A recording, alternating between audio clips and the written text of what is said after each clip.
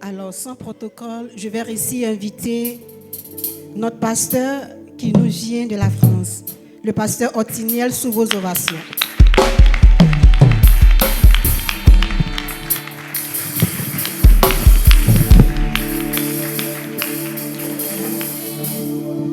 Alléluia.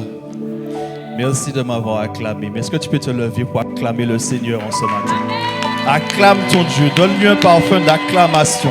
Remplis la zone de ton acclamation à ton Dieu en ce matin. Parce que c'est lui qui a permis que tu sois là. Fais-lui sentir que tu es content d'être là en ce matin. Fais-lui sentir que c'est par lui que tu es là. Et si ce n'était pas lui, tu n'allais pas être là ce matin. Alors acclame ton Dieu en ce matin. Acclame ton Dieu en ce matin. Alléluia. Alléluia. Merci Saint-Esprit. Alléluia. Nous rendons grâce à Dieu d'être là en ce lieu, en ce matin. Beaucoup de personnes n'ont pas eu cette grâce d'être là. Soyez malades, où ils ont eu des accidents particuliers. Mais toi, Dieu t'a fait la grâce d'être là. Donc sois reconnaissant de cette grâce qu'il t'a fait. Alléluia. Merci Saint-Esprit. Tu peux t'asseoir royalement. Tout d'abord, je rends grâce à Dieu pour nos parents spirituels, pour Papa Daddy, prophète Dolski Joresuro, et pour sa merveilleuse épouse qui nous donne l'occasion de pouvoir nous tenir ici en ce lieu, en ce matin. Alléluia. Est-ce que tu peux acclamer pour nos parents ce matin? Alléluia. Merci Saint-Esprit. Je voulais vous parler d'une chose rapidement.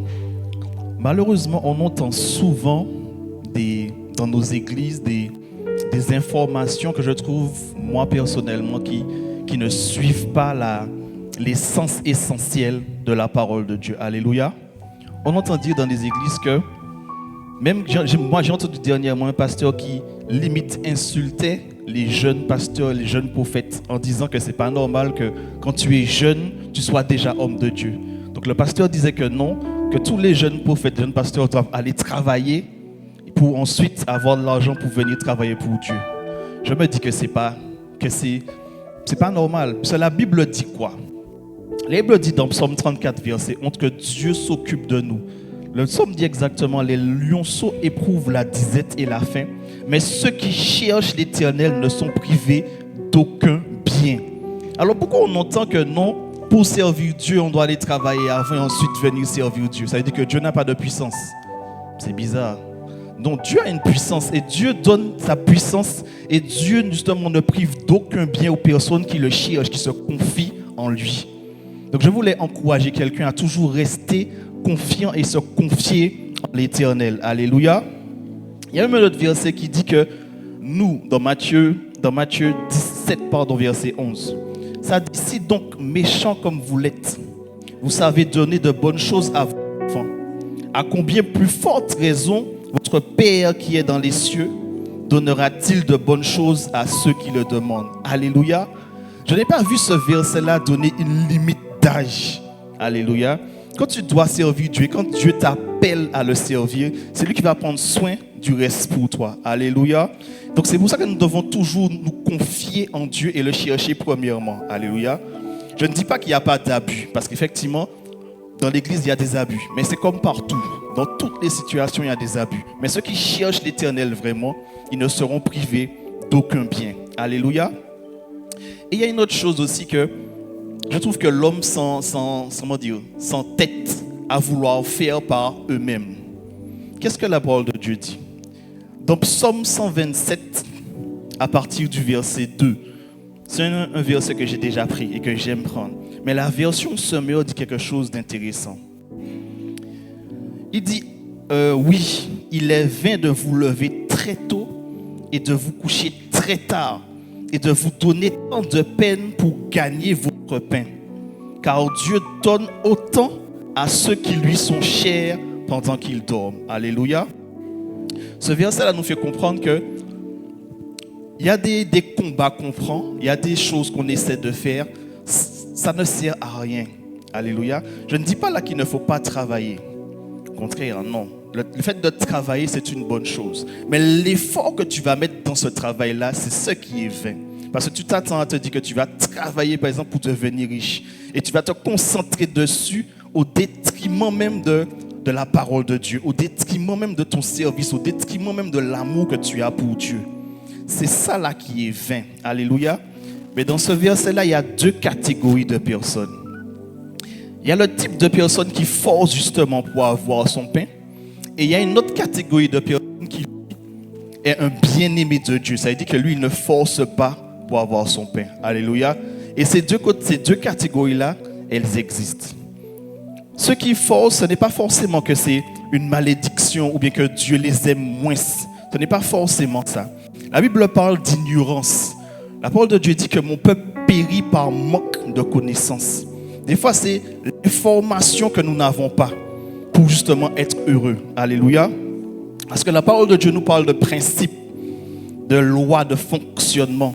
Mais si nous, on ne sait pas comment la chose fonctionne, comment on va pouvoir fonctionner avec ce qui fonctionne justement? Alléluia. C'est pour ça que Papa Daddy aime dire ici que le gagnant est du côté de l'information. Mais si on n'a pas l'information, la Bible dit qu'on périt par manque de connaissance. Alléluia. C'est ce que Osée 4, verset 10. Osée 4, verset 6 dit. Mais en fait, il dit aussi que le peuple périt. Ça veut dire que c'est en train d'arriver. Il ne dit pas que le peuple a péri. Ça veut dire que la situation est en cours. Alléluia. Mais dans Joël 1, verset 9, il explique pourquoi justement le peuple est en train de périr. Je vais lire rapidement.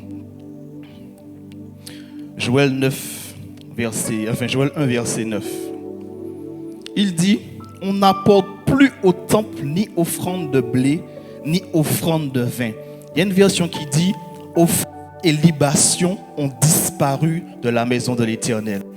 Et la suite du verset dit, c'est pourquoi les prêtres sont en deuil, eux qui sont chargés de servir le Seigneur. Donc en fait, il explique que à cause du fait que les offrandes et les libations sont sorties de l'église, du coup il y a un deuil dans les églises. Et aujourd'hui on le voit, on va dans différentes églises en train de chercher des solutions. Mais les solutions on ne les trouve pas. Et généralement on se dit que non, c'est que cette église n'est pas de Dieu, ou bien ils ne cherchent pas assez Dieu. Souvent on entend dire qu'ils nous disent qu'on ne jeûne pas assez, ou on ne prie pas assez. Pourtant, Dieu dit ici, il donne même à ses bien-aimés pendant qu'ils dorment. Est-ce que le fait de dormir, c'est jeûner ou bien prier? Non, ils sont en train de se reposer. Et Dieu donne à ces personnes-là. Alléluia. Ensuite, la deuxième catégorie de personnes, ce sont justement ceux qui ne forcent pas. Ceux qui ne forcent pas, ça dit qu'ils restent là et ils arrivent à avoir des choses de Dieu. Ceux qui ne forcent pas, pourquoi ils ne forcent pas? Comme je disais tout à l'heure, parce qu'eux, ils ont la connaissance. Grâce à Dieu, parce qu'elle est mairie, on reçoit des enseignements qui nous apportent de vraies solutions à nos situations. Alléluia. Souvent, on nous dit, non, tu n'as pas assez jeûné, tu dois jeûner 3 jours. Quand tu finis de faire les 3 jours de jeûne, ça ne va pas. Tu vas voir encore ton pasteur, il te dit, non, pourquoi tu te plains? La femme, là, elle a eu une perte de sang pendant 12 ans. Donc, d'attendre. Donc, tu fais tes 12 ans, ça ne marche pas. Tu vas le voir encore, il te dit, ah non, hein, Job, pendant 40 ans, il était malade. Donc, tu vas encore attendre 40 ans. Non. Pourtant, quand Jésus guérit, Jésus disait, aussitôt, il fut guéri. Donc, pourquoi aujourd'hui, le aussitôt n'existe plus? Pourquoi aujourd'hui, la puissance de Dieu doit être catégorisée ou bien catalysée avec un temps? Ce n'est pas normal. Alléluia. Dans les personnes qui réussissent, il y a une catégorie de personnes, c'est juste parce qu'ils ont des esprits en eux qui les permettent de faire certaines choses. Alléluia. Par exemple, si on prend un exemple dans le monde, Beyoncé par exemple, elle le dit souvent. Ce qui l'a fait chanter excellemment, c'est parce qu'elle a un esprit en elle qui l'a fait chanter. Alléluia. Et il y a plusieurs personnes comme ça dans le monde qui ont des esprits, qui les font exceller. Mais pourtant, ces esprits-là, c'est des démons. C'est ça, non? Ce sont des démons. Mais les démons viennent d'où? Les démons, c'est tout ce que ce sont des anges qui sont déchus. Alléluia. La Bible dit que Dieu ne reprend pas son don. Si les démons aujourd'hui arrivent à donner une certaine puissance à leurs hôtes, pourquoi nous aujourd'hui on n'a pas un ange avec nous qui nous donne cette certaine puissance? Alléluia. Dans Acte 19, verset 15, je vais lire rapidement. C'était les fils de Séva. qui voulaient chasser un démon au nom de Jésus. Dans Acte 19, verset 15, ça dit que l'esprit, c'est qu'ils ont essayé de chasser des démons, mais ils n'ont pas réussi. Verset 15, l'esprit malin leur répondit, je connais Jésus, je sais qui est Paul, mais vous, qui êtes-vous? Alléluia. Dans le verset 16, il dit, et l'homme dans lequel était l'esprit malin s'élança sur eux, se rendit maître de tous deux, les maltraita de sorte qu'ils s'enfuient de cette maison nus et blessés. C'est-à-dire qu'il y avait un homme, il y avait deux gars, des fils de Séva. L'homme, à cause du fait que l'esprit était en lui, l'esprit mauvais là, il a réussi à abattre les deux personnes et les déshabiller et les faire fuir tout seul, à cause de l'esprit qui avait qui l'habitait. Alléluia. Mais nous aujourd'hui, en tant que chrétiens, est-ce qu'il y a un esprit qui nous habite? Est-ce qu'il y a l'ange de l'Éternel qui habite en nous? Alléluia. Parce que quand on chasse des démons, la Bible dit que notre corps est balayé et orné. Souvent, on entend dire que c'est ce qui va ramener les mauvais esprits, c'est le péché ou bien le fait de mal vivre. Non, hein? C'est pas ce que la parole de Dieu dit. La parole de Dieu dit que c'est le fait qu'il soit vide. Si on prend Luc 11, verset 24, la Bible dit que le lieu est balayé et orné. Et le démon, il a vu ça. Le démon revient, il voit que le lieu est balayé et orné. C'est-à-dire que le démon est revenu alors que la personne n'avait pas spécialement péché. Parce que son lieu est balayé et orné. Ça veut dire qu'il vivait une vie correcte. Mais malgré sa vie correcte, le démon est quand même revenu. Alléluia. Donc en fait, quand on fait une délivrance, mais même quand on vient à Jésus, on fait les délivrances, on est sauvé, quel esprit qu'on a mis pour remplacer les mauvais esprits qu'on avait en nous? Alléluia. Et à l'église, dans nos églises, c'est comme ça qu'on devait travailler. Qu'on chasse les démons, qu'on chasse les mauvais esprits, il faut les remplacer par un autre esprit. Alléluia. Et Jésus même l'a démontré. Jésus l'a démontré en partant. Il a dit à ses disciples, je vous donne ma paix. Alléluia. La paix là, c'est pas juste une émotion. C'est que Jésus leur a donné un esprit de paix pour avoir la paix. Parce que Jésus savait que ça allait être compliqué pour les disciples de travailler. Donc Jésus leur a donné un esprit de paix. Alléluia. Mais les disciples avaient une chance particulière. Les disciples avaient justement Jésus pour les apprendre, pour les former à comment justement recevoir l'esprit qu'il a envoyé. Mais nous aujourd'hui, est-ce qu'on a quelqu'un qui nous informe? Est-ce qu'on a quelqu'un qui nous montre le chemin? Alléluia. Elle aimait, on a la grâce. Je le redis encore.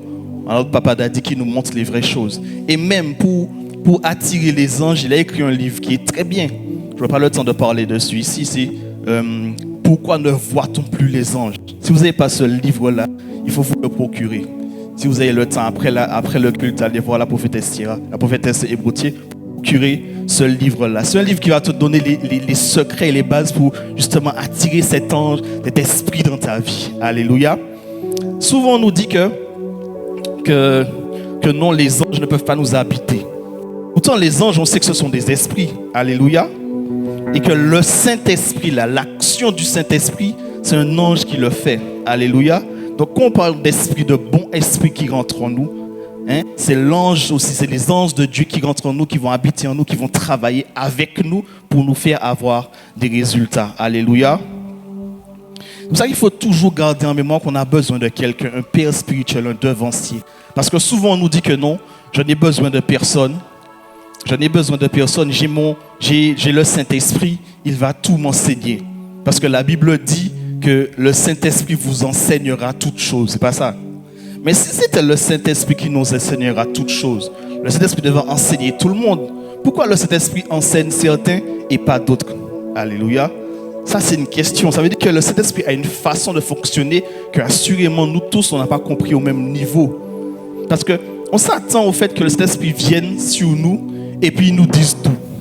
C'était ça. Il allait le faire. Tout le monde ici serait libéré. Mais non, on a quand même besoin de quelqu'un à qui le Saint-Esprit parle plus. Pas qu'il parle plus, genre il est plus saint que vous. Non. La Bible, quand la Bible parle du Saint-Esprit, il dit dans Jean 14, verset 26. Mais le consolateur, l'Esprit Saint que le Père enverra en mon nom, vous enseignera toutes choses. Voilà ce qu'on nous dit.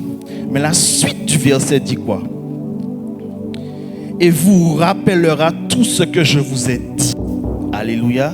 Ça veut dire que le Saint-Esprit va t'enseigner ce que tu as déjà entendu. Alléluia. Si tu entends tous les jours que non, c'est par le jeûne et la prière que tu vas avoir tout, le Saint-Esprit va t'enseigner sur ça. Mais est-ce que c'est dans le jeûne et la prière que tu as tous les résultats? Non. Tant que tu n'as pas entendu une parole qui va t'apporter d'autres résultats, une parole qui va te parler des libations, une parole qui va te parler des offrandes, des sacrifices. Tant que le Saint-Esprit ne t'a pas, quand tu n'as pas encore entendu ce genre de parole-là, le Saint-Esprit ne peut pas t'enseigner dessus. C'est pour ça que beaucoup de personnes des autres églises disent que non, ça là, on n'a pas besoin de ça, parce que si on avait besoin de ça, le Saint-Esprit nous dit. Mais il ne peut pas vous dire si vous n'avez pas vous commencé à entendre. La Bible dit qu'il vous rappelle ce que lui a entendu. Qu'est-ce que vous avez entendu qui va faire le Saint-Esprit vous enseigner sur ce que vous avez entendu? Alléluia. C'est pour ça que je répète, on a besoin d'un devancier, d'un père spirituel qui va nous enseigner toutes choses. Alléluia. Souvent aussi, on nous dit que non, comme Jésus a tout accompli à la croix, on n'a pas besoin de toutes ces choses. C'est une réalité. Jésus a tout accompli à la croix. Mais quand il parle de tout, c'est quoi? On dit que non, comme il a tout fait, donc c'est le tout, machin.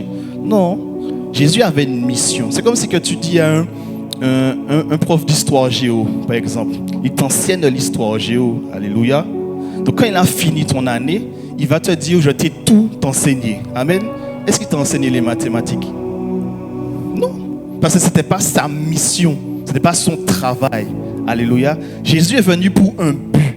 Et quand il a accompli ce but, il a dit, tout est accompli.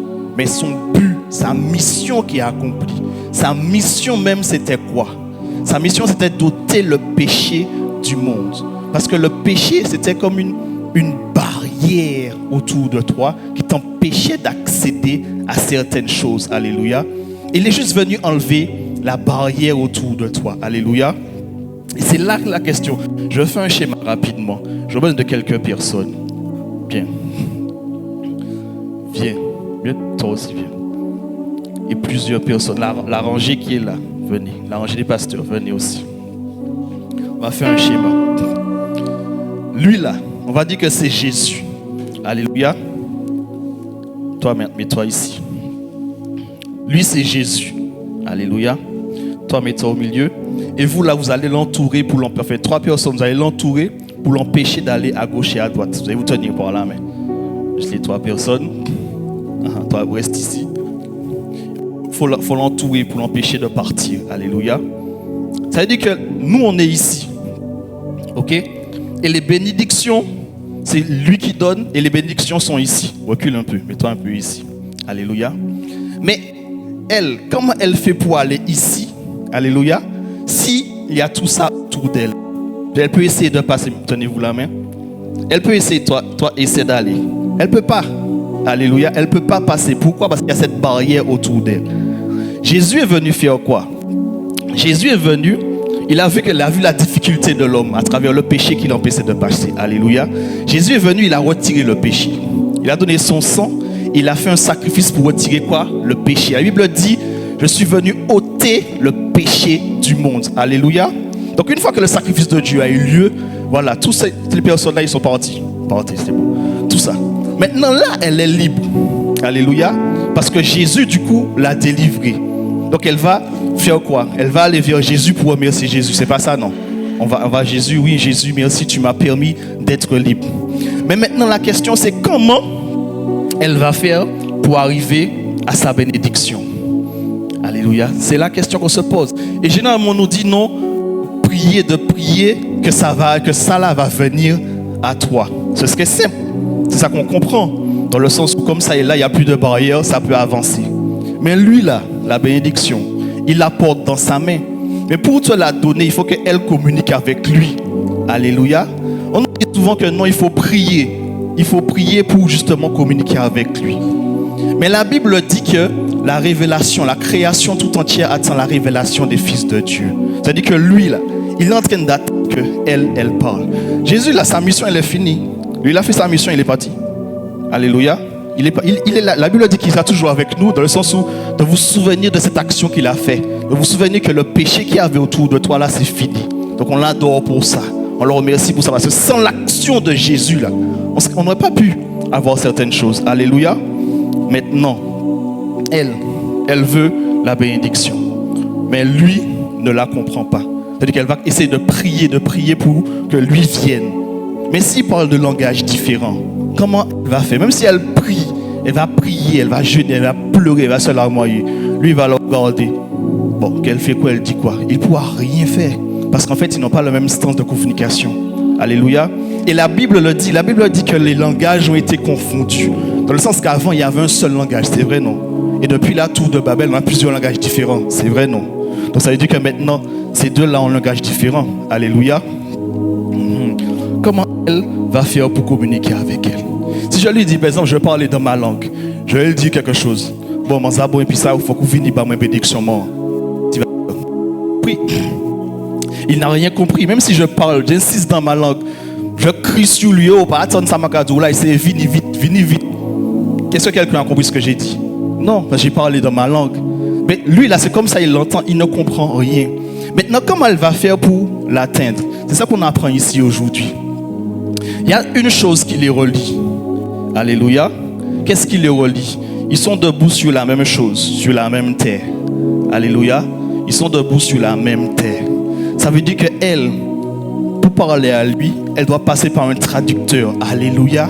On a appris tout ça ici. Elle doit parler, elle passer par un traducteur. Et pour justement pouvoir passer par un traducteur, il faut qu'elle prenne un élément. La Bible, je disais alors là, offrandes et libations ont disparu de la maison de l'Éternel parce que ça avait son importance. Alléluia. Maintenant, pour qu'elle puisse parler à lui, il faut qu'elle fasse sa libation. Alléluia. Parce qu'on sait que l'eau connaît tout le monde. La terre et l'eau étaient là depuis le commencement. Donc les langues, ils connaissent. Donc quand elle va parler dans ça, faisant sa libation, c'est là que lui, il va comprendre parce que la terre aura traduit pour lui. Alléluia. Et c'est ça que la parole de Dieu dit. Alléluia. C'est ça que la parole de Dieu dit. La création tout entière attend la révélation des fils de l'homme. Alléluia. Et cette révélation va se trouver dans les éléments que Dieu nous a donnés. Une fois qu'elle a fait sa libation, c'est maintenant qu'il a compris. Alléluia. Le message. Et c'est là qu'il va venir justement. Elle parce qu'elle a fait la libation. Alléluia. Gloire à Dieu. Si tu acclames Dieu, acclame bien. Alléluia. Mais malheureusement, cette chose-là, on ne nous enseigne pas. On nous dit non de prier, lui, il va faire. Jésus, il a fait son travail. Il ne faut pas le fatiguer. Lui, là, il a sacrifié sa vie. Il a laissé sa grâce, il a laissé sa richesse pour nous. Arrêtons de le fatiguer. Il nous a donné la possibilité de faire. Pourquoi nous, on ne fait pas? Alléluia. La Bible dit que nous sommes des dieux. C'est-à-dire que Dieu nous a mis en nous la capacité que lui, là. On lit la Bible, c'est marqué que Dieu a parlé à l'eau. Il a dit à l'eau, crée les poissons. Alléluia. Dieu a parlé à la terre. Il a dit à la terre, crée. Alléluia. Mais nous, on nous dit que non, il faut qu'on dise lui de créer pour nous. Laissez-le se reposer. Nous, on l'adore, on l'aime. C'est lui qui fait les choses. Il est là, il nous protège, il a fait sa mission. Mais c'est à nous maintenant de faire les choses, de parler à la terre, de parler à l'eau, de poser des actions guidées par le Saint-Esprit pour que Dieu puisse envoyer vers nous les bénédictions. Alléluia, c'est bon, merci. Merci. Alléluia.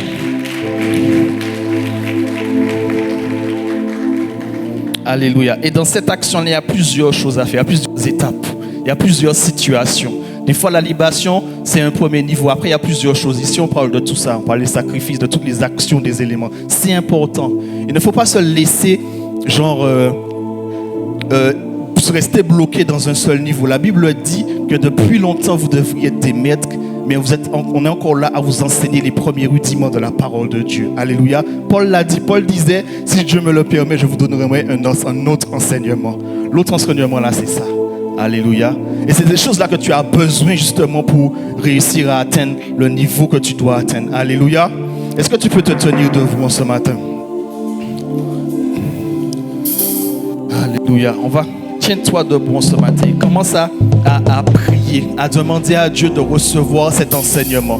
Vous savez, quand Jésus a ressuscité, Jésus est venu voir les disciples, il lui a dit c'est moi. Et les disciples n'ont pas cru que c'était lui. Malgré Jésus leur a montré les trous, les peaux là, ils n'ont pas cru. Donc comme Jésus n'a vu qu'ils ne croyaient pas à la parole, Jésus leur a dit quelque chose. Jésus leur a demandé, est-ce qu'il y a quelque chose à manger? Jésus vient de ressusciter. Pourquoi il va manger? Non, hein? C'est qu'il y avait un secret dedans. Des fois, pour comprendre la parole, il y a des actes que tu dois poser. Il y a des actions que tu dois poser. Pour que Jésus puisse leur faire comprendre qui il était, il leur a demandé, donnez-moi à manger. Il a vu qu'ils ont cuit des poissons, du lait, du miel, et lui ont donné à manger. Et le verset plus bas dit, aussitôt ils comprirent la parole, parce qu'ils avaient posé des actions. Dans les églises d'aujourd'hui, on nous empêche de poser des actes. Hein? On nous en fait croire que nous, on n'a pas besoin de tout ça. Et c'est faux. Hein? On souffre depuis trop longtemps à prier, à jeûner seulement. Je ne dis pas que la prière et le jeûne n'est pas bon. Non, c'est bon, il faut faire ça. Mais il y a des circonstances que tu as besoin de prier, d'accord? Tu as besoin de faire des libations. Tu as besoin de parler à la terre, parler à l'eau, hein, pour faire les choses. Alléluia. Donc ce matin, tu vas prier avec moi. Tu vas prier dans ton cœur. Tu vas dire à Dieu de te permettre de comprendre sa parole. De te laisser enseigner par justement le Saint-Esprit.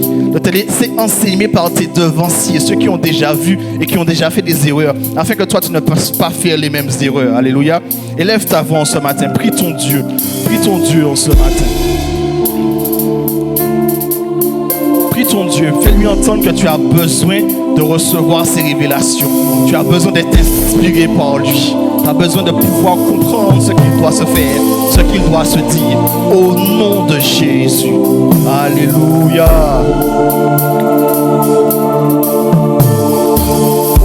Alléluia. Amen. Acclame ton Dieu en ce matin. Acclame ton Dieu. Acclame ton Dieu. Acclame ton Dieu. Acclame ton Dieu en ce matin. Au nom de Jésus. Continue d'acclamer ton Dieu en ce matin. Alléluia.